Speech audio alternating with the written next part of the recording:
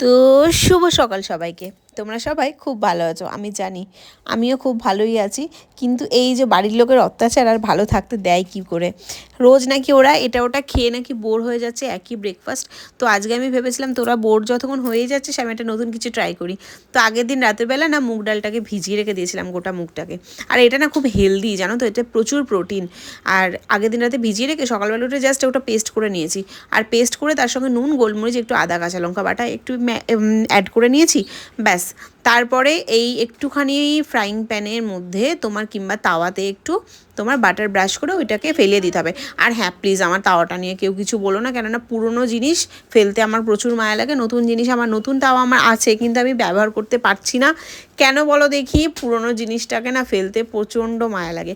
তো যাই হোক, এইভাবে ব্যাটারটাকে না ধোসার মতো ফেলিয়ে নিয়ে এপিট ওপিট করে নিয়ে জাস্ট ওটাকে তুলে নিলাম।